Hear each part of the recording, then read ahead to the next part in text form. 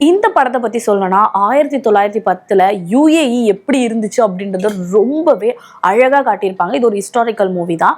இது ஒரு உண்மை சம்பவம். இப்போ வந்து யுஏஇ எப்படி டெவலப் கண்ட்ரி ஆச்சு, அதாவது வந்து கருப்பு தங்கம் அதுக்கப்புறம் மஞ்சள் தங்கம் எப்படி கிடைச்சது அப்படின்றத ரொம்பவே அழகா அந்த படத்தின் மூலமா காட்டியிருப்பாங்க. ஸோ படத்தோட பேர் என்னன்னு தெரிஞ்சுக்கிறதுக்கு முன்னாடி welcome to the show cine corner. படத்தோட பேர் என்ன அப்படின்னு பார்த்தீங்கன்னா பிளாக் கோல்ட் படத்தோட பேரு. ஸோ இந்த படத்துல வந்து பெசிம் அப்படின்ற ஒரு ராஜாவும் அதுக்கப்புறம் வந்து பார்த்தீங்கன்னா அமீர் அப்படின்ற ஒரு ராஜாவும் இருப்பாங்க. இவங்க ரெண்டு பேருக்கும் தான் அடிக்கடி போர் நடக்கும். இவங்க தான் வந்து யுஏஇல ஒரு டிஃப்ரெண்ட் கம்யூனிட்டிஸ் அந்த மாதிரி சொல்லலாம்.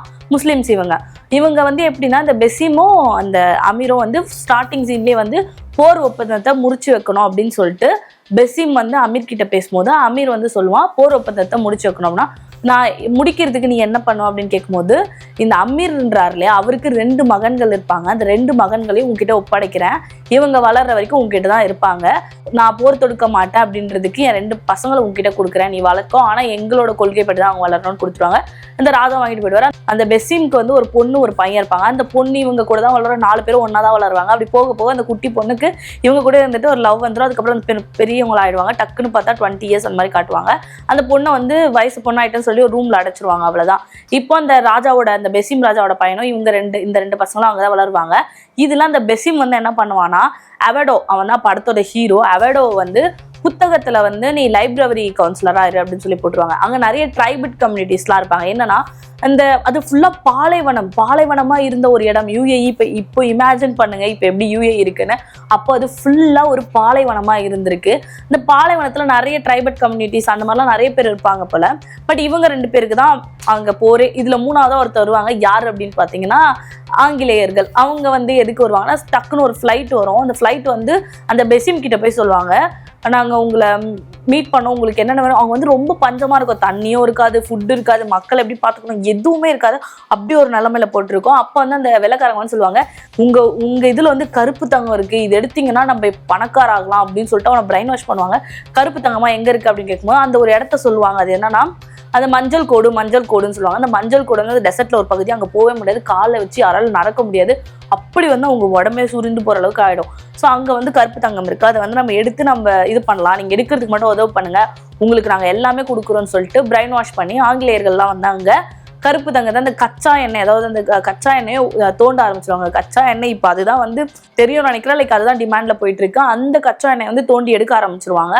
அதை எடுத்து இவங்க என்ன பண்ணுவாங்க, இவங்களுக்கு கல்வி, ஸ்கூலு, லைக் என்னென்ன ஹாஸ்பிட்டல்ஸு, அப்புறம் வந்து ஏர்போர்ட் லேண்ட் ஆகிறதுக்கு, ஃப்ளைட் இதுவாகிறதுக்கு எல்லாத்தையும் வந்து ஆங்கிலேயர்கள் வந்து இவங்களுக்காக பண்ணி கொடுப்பாங்க. அவனுங்களுக்கு தேவை இது எவ்வளோ மார்க்கெட்டிங்கில் போகணுன்றது இவங்களுக்கு தெரியல. இந்த பெசிம்ன்றதுக்கு இந்த அமீருக்கு வந்து இதெல்லாமே போயிட்டு இருக்கு. அமீர் வந்து சொல்லுவான், இது கடவுள் அல்லா நமக்கு கொடுத்த ஒரு விஷயம், இதை வந்து நீ எடுத்து நீ மற்றவங்களுக்கு கொடுக்குற அப்படின்னா இது வந்து பாவம், இதை நிறுத்து அமீர் சொல்லிட்டே இருப்பான். அவன் கேட்கவே மாட்டான், இப்படிலாம் பண்ண உன் பசங்களை கொண்டுடுவேன் அப்படின்வாங்க. அதில் அவன் பையன் இன்னொருத்தர் இருப்பான், அண்ணா, அவன் தான் அவடோட ஹீரோட அண்ணன் ஒருத்தர் இருப்பான்.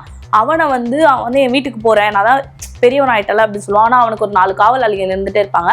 அவங்கள சுட்டுட்டு இவன் தப்பிக்க முயன்று போயிடுவான் ஒரு குதிரை எடுத்துட்டு. அதுக்குள்ளேயே அவனை வழியில் போயிட்டு சுட்டு தள்ளிடுவாங்க. சுட்டு தள்ளதுக்கு அப்புறமா இந்த நியூஸ் வந்து ஹீரோக்கு வந்துடும். ஹீரோக்கு அதுக்குள்ளே வந்து பார்த்தீங்கன்னா அந்த பெசிமோட பொண்ணுக்கு கல்யாணம் பண்ணி வச்சிருவாங்க. ஏன்னா அப்போ தான் ஹீரோ வந்து எந்த முடிவும் எடுக்க மாட்டான்னு சொல்லிட்டு அந்த பொண்ணு வந்து இது வந்து உங்கள் அப்பாவோட சூழ்ச்சி, அதனால் என்னால் ஒத்துக்க முடியாது அப்படின்னு சொல்லுவான். பட் அந்த பொண்ணு நான் சின்ன வயசுல உங்களை காதலிக்கிறேன், என்னை வந்து உள்ள குகையில போட்டு அடைச்சிட்டாங்க, நான் வந்து மனசார விரும்புகிறேன் அப்படின்னு சொன்னேன். அவங்க 2 பேருக்குலாம் அங்கே ரொமான்ஸ் நடக்கும். அதுக்கப்புறம் அவ்வளோதான், காலையில் எழுந்துருவாங்க.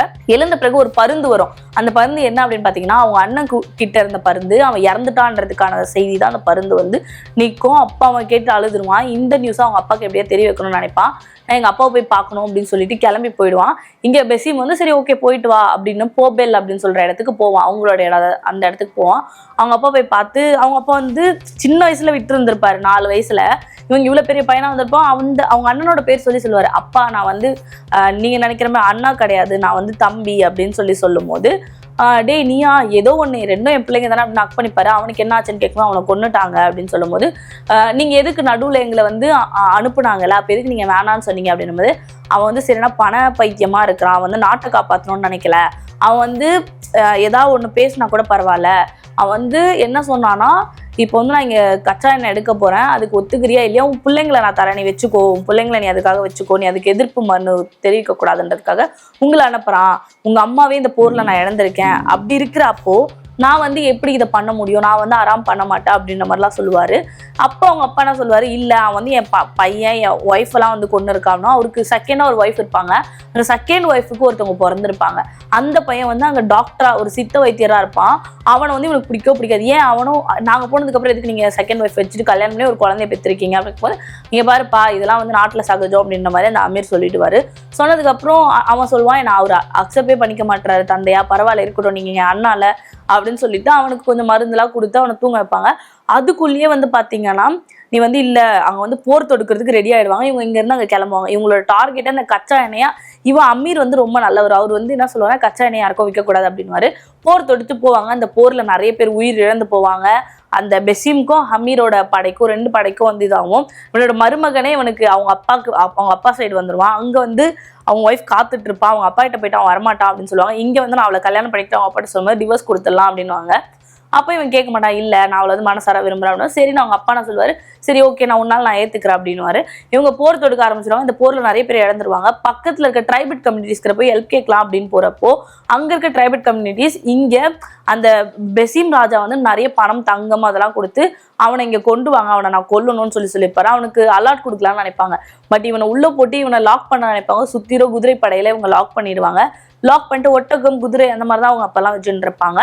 இப்படி பண்றதுக்கு அப்புறமா இப்படியே போயிட்டு இருக்கும். இப்படி போனதுக்கு அப்புறமா வந்து சொல்லுவான், இங்க பாருங்க இதெல்லாம் வந்து சரி கிடையாது, இதெல்லாம் வச்சுட்டு ஒன்றும் பண்ண முடியாது அப்படின்ற மாதிரி சொல்லும் போது ஒரு ட்ரைபல் கம்யூனிட்டிஸ் பீப்புள்ஸ் வந்து அங்கே என்ன பண்ணியிருப்பாங்கன்னா நிறைய பெண்களை கடத்தி அவங்கள வந்து அடிமைப்படுத்தி வச்சிருப்பாங்க. அங்கே இருக்க பெண்கள்லாம் இப்போ ரிலீஸ் பண்ணோம் அப்படின்னு சொல்லிட்டு ஹீரோ வந்து சொல்லுவான். ஹீரோ வந்து சொன்னோன்னே அங்கே இருக்கவங்க எல்லாம் ரிலீஸ் பண்ணுவாங்க. அப்போ அதில் ஒரு பொண்ணு வந்து உங்களை எனக்கு தெரியும் அப்படின்னு சொல்லிட்டு பேர் சொல்லி கூப்பிட்றப்போ அந்த பொண்ணு வந்து ஒரு மியாமி அப்படின்னு ஒன்று சொல்லும். மியாமியோ மினாமியோன்னு சொல்லும்.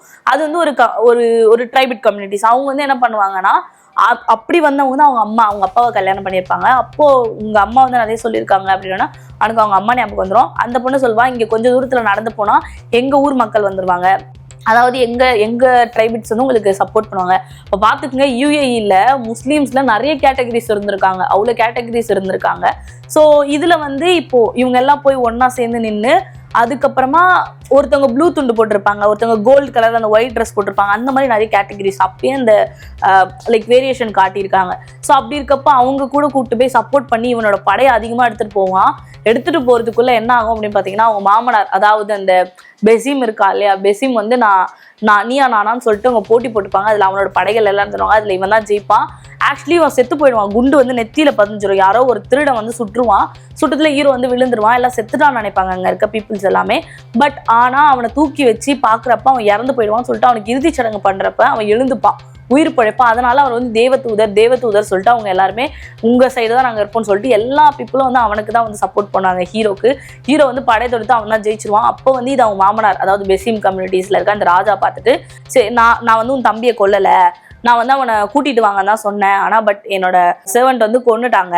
அண்ட் ஆல்சோ நான் வந்து உங்கள் அம்மாவை கொல்லலை, நான் வந்து அவங்க அப்பா அதில் இறந்துருவார். என்ன ஆகும்னா அவங்க அப்பா வந்து இவன் செத்துட்டான்னு நினச்சி அவங்க அப்பா போவார் தேடி. அமீர் படையை மட்டும் தான் அனுப்பியிருப்பாரு, அவங்க அப்பா அங்கே தான் இருப்பார் போப்பல்ல. ஸோ அவர் போய் பார்ப்பாரு. போய் பார்த்தா என் பையன் உயிரோடு தான் இருக்கான் அப்படின்னு சொல்லிட்டு இருக்கும்போது இன்னொரு கன் வரும். அதாவது செஸ்லேயே பட்டு அவர் அங்கேயே இறந்துருவார். அவருக்கு அந்த இடத்துல வந்து மக்கள் எல்லாரும் இறுதி சடங்கு பண்ணுவாங்க. ஏன்னா அவர் ஒருத்தர் மட்டும் தான் பணம் காசு அதெல்லாம் எதிர்பார்க்கல. ஹெலிகாப்டர் நீங்கள் என்ன கொடுத்தாலும் சரி எங்களால் வந்து எங்களோட இதை தர முடியாது, இது எங்களுக்கு அல்லாஹ் கொடுத்துருக்காரு அப்படின்ற மாதிரி அவங்க சொல்லிடுவாங்க. பட் இவன் மட்டும் தானே காசு தங்கத்துக்கு ஆசைப்பட்டு எல்லாத்தையும் விற்க ஆரம்பிச்சிருவான். இப்போ இவனுக்கே புரிய வச்சிருவான் இந்த ஹீரோ வந்து சொன்னதுக்கு அப்புறமா மன்னிச்சிரு அப்படின்னு சொல்லும் போது அவங்க அப்பா இறந்ததுக்கு அப்புறமா இந்த ஹீரோயினி வந்து இவனோட நாட்டுக்கே வந்து நிற்பா.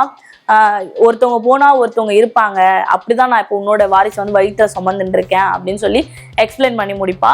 அப்பா அப்படியே கட்டி பிடிச்சிட்டு அழுவான். அழுதுக்கு அப்புறமா இங்க வந்து அவங்க மாமனார் வந்து என்னை வந்து கொன்னுடு, நான் பண்ண தப்புக்கெல்லாம் என்னை கொன்னுடு அப்படின்னு சொல்லும் போது அவங்க என்ன முடிவு பண்ணுவாங்கன்னா, இந்த தங்கத்தை வந்து நம்ம ஹேண்டில் பண்ணிடலாம் அப்படி அதாவது அந்த கச்சா எண்ணெயை ஹேண்டில் பண்ணலாம் போது அவன் வந்து அங்கே சொல்லுவான், ஏன் ஹேண்டில் பண்ணோம், நம்ம எதுக்கு இதை எடுக்கக்கூடாது, நம்ம மக்கள் தானே கஷ்டப்படுறாங்க, இந்த கருப்பு தங்கத்தையும் இந்த கோல்டையும் நம்ம எடுத்து நம்ம ஏன் நம்ம மக்களுக்கு கொடுக்கக்கூடாது, நம்ம ஏன் இதை எடுக்கக்கூடாதுன்னு சொல்றீங்க, கடவுள் கொடுத்துருக்காரு, இது கடவுள் ஹராம் சொல்றீங்க, ஹராம் சொல்லி இது மண்ணுக்குள்ள போறதுக்கா, நம்ம மண்ணாயிட்டு இருக்கோம், இது நம்ம மக்களுக்கு எடுத்து கொடுத்து நம்ம எல்லாரும் செழிப்பா இருப்போம், அப்படி ஒரு நாடா உருவாக்கும் அப்படின்னு சொல்லிட்டுனா அந்த கருப்பு தங்கத்தை வந்து அவங்க மாமனாரை நீங்க யூஎஸ்ல போய் இதுக்கான பேச்சுவார்த்தையை நடத்துங்க சொல்லிட்டு யூஎஸ்க்கு அனுப்புவாங்க. அங்க போய் பேச்சுவார்த்தை நடத்தி அங்க இருக்க ஒரு 5-6 இது கிட்ட கூட்டணி வச்சு அங்கிருந்து நிறைய கருப்பு தங்கம் அதாவது வந்து அந்த பெட்ரோலியம் எல்லாத்தையும் வந்து என்ன பண்ணுவாங்க, கச்சா எண்ணெய் எல்லாத்தையுமே இறக்குமதி ஏற்றுமதி வேர்ல்டு லெவல்ல பண்ணுவாங்க யுஏஇ.